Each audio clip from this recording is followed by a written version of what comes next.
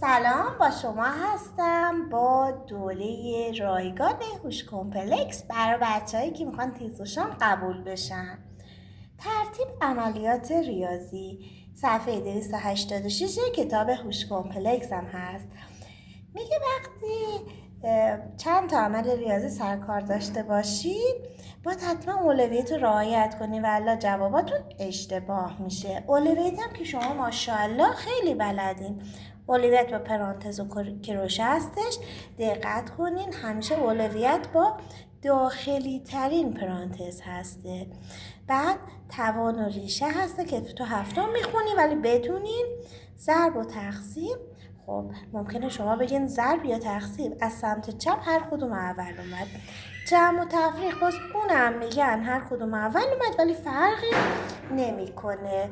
ببین نکتهش اینجا همینو داره میگه اگر با عملیات همردیف مواجه شدیم مثلا فقط ضرب و تقسیم از چپ به راست برای اولویت ها عملیات اولویت قائل بشین. مثلا شما دارین میرین خب فرض کن اینو ببین 30 × 5 ضرب در 7 منهای 5.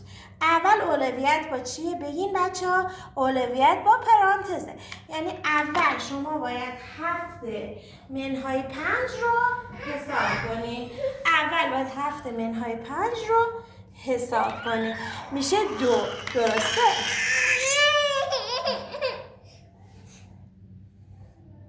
خب حالا بعد بیا این تقسیمه رو حساب کنین. نگیم اولویت با ضرب، نه، ضرب و تقسیم از چپ به راست. 30 رو تقسیم بر 5 کنیم میشه 6.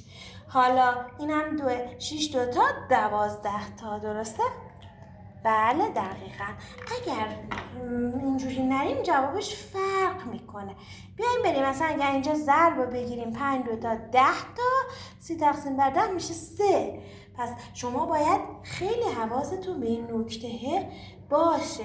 البته برای جمع و تفریق مشکلی ایجاد نمیشه ولی برای ضرب و تقسیم حتما مشکل ایجاد میشه. شما باید حتما اولویت ها رو رعایت کنید. پس اول 7 منهای 5 رو انجام بدید. چرا؟ چون اولویت با پرانتز هستش. خب بعد یه تقسیم اینجا داریم یه ضرب اینجا. اول کدوم رو انجام بدیم؟ برو سمت چپی. سمت چپی اول تقسیمه. 30 رو تقسیم بر 5 کن میشه 6.